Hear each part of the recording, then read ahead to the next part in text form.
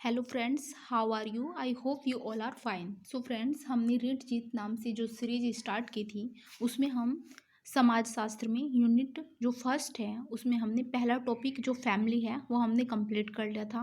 और अब हम इसमें जो सेकंड टॉपिक है सोशल इविल्स, ये सामाजिक बुराई, उसे हम उसमें हमारी जो 5 बुराइयां हैं उसको हम अभी कर रहे हैं इस सीरीज़ में।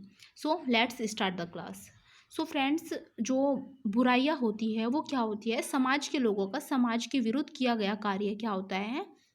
वही सामाजिक बुराई होती है। इसमें हमने बाल श्रम और बाल विवाह जो बुराई है वो कर लिया था। जो बाल श्रम निषेध अधिनियम है वो 1986 में आता है और जो बाल विवाह अधिनियम है वो आता है 2006 में। इसके बाद आज हम करेंगे दहेज प्रथा, जो कि एक सामाजिक बुराई है। दहेज प्रथा मतलब कि डोरी सिस्टम। दहेज का अर्थ क्या होता है कि वर पक्ष के द्वारा वधु पक्ष से विवाह के अवसर पर, मतलब कि वर पक्ष जो दूल्हा होता है उस पक्ष से जो दुल्हन है उस पक्ष के मतलब दूल्हे पक्ष के द्वारा दुल्हन पक्ष से विवाह के अवसर पर विवाह की शर्तों पर चल या अचल संपत्ति ली जाती है। चल या अचल से मतलब क्या होता है? चल संपत्ति होती है जैसे कि पैसा वगैरह, और अचल संपत्ति जैसे कि कोई मकान या कोई जमीन जो अचल संपत्ति में आती है वो ली जाती है, तो वही दहेज है। ये शर्तें क्या होती है? कुछ शर्तें विवाह से पहले होती है, कुछ शर्त विवाह के दौरान होती है और कुछ शर्तें विवाह के पश्चात होती है। ये तीनों प्रकार की शर्तें जो है, पहले ये शादी के दौरान या शादी के पश्चात, वो किस में आती है? दहेज में आती है।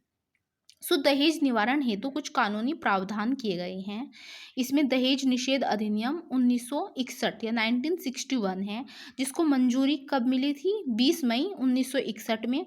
और इसके बाद 1 जुलाई 1961 में जम्मू कश्मीर को छोड़कर बाकी सभी राज्यों में इसको लागू कर दिया गया था। और जैसे आपको पता ही है कि जम्मू कश्मीर को इसके बाद संपूर्ण राज्य का एक दर्जा मिल गया था, पूर्ण राज्य का।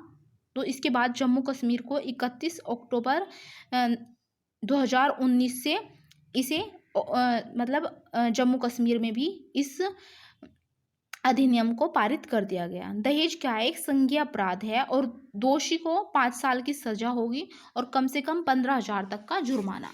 दहेज के लिए कुछ आईपीसी की धाराओं का भी प्रावधान है जो 1860 में है।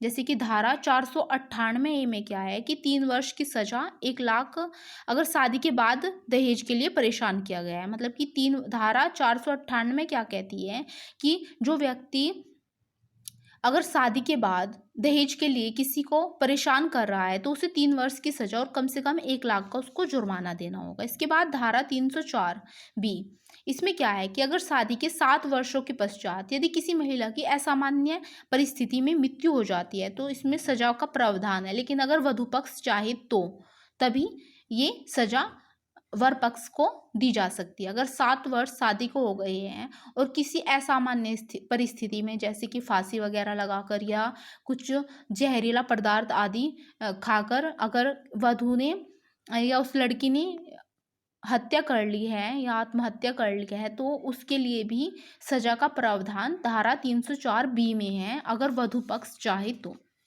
इसके बाद धारा 406 में क्या है कि तलाक के बाद अगर किसी ने कपल ने डाइवोर्स ले लिया है तो उसके बाद वधु की जो संपत्ति है वो वापस लौटा दी जाएगी।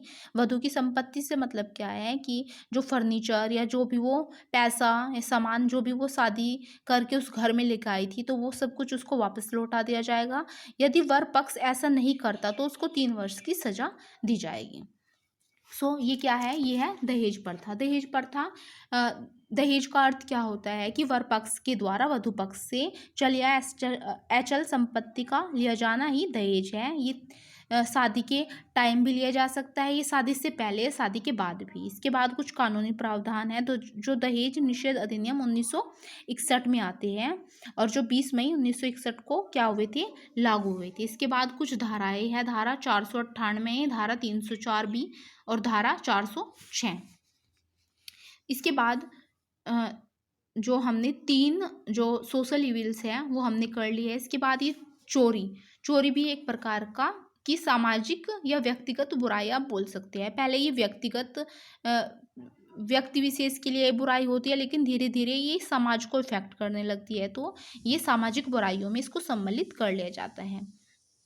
तो चोरी का मतलब क्या है? संपत्ति के विरुद्ध अपराध। अगर आपकी कोई संपत्ति है, संपत्ति में आप चाहे एक छोटी सी चीज़ भी ले लीजिए, जैसे कि कोई पेन वगैरह भी अगर कोई चुरा लेता है तो वो भी एक प्रकार की चोरी है। हालांकि ये एक संगीन अपराध नहीं है, लेकिन इसको भी चोरी के अंतर्गत रखा जाएगा। इसके अलावा किसी की चल या अचल संपत्ति को चुराना, मतलब कि जैसे कि किसी की धनराशि को लूटना या किसी अन्य प्रकार से की गई चोरी, उसको क्या बोला गया है? एक संगीन अपराध बोला गया है। जैसे कि क्राइम अगेंस्ट प्रॉपर्टी, मतलब कि किसी की संपत्ति के विरुद्ध किया गया अपराध चोरी में सम्मिलित किया जाता है। इसमें कानून में इसका कोई प्रावधान नहीं है, मतलब कानून में लिखित तौर पर इसकी कोई सजा नहीं है, लेकिन आईपीसी की इसके लिए कुछ धाराएं लगाई जाती हैं जो 378 से 462 में चोरी के लिए आती है।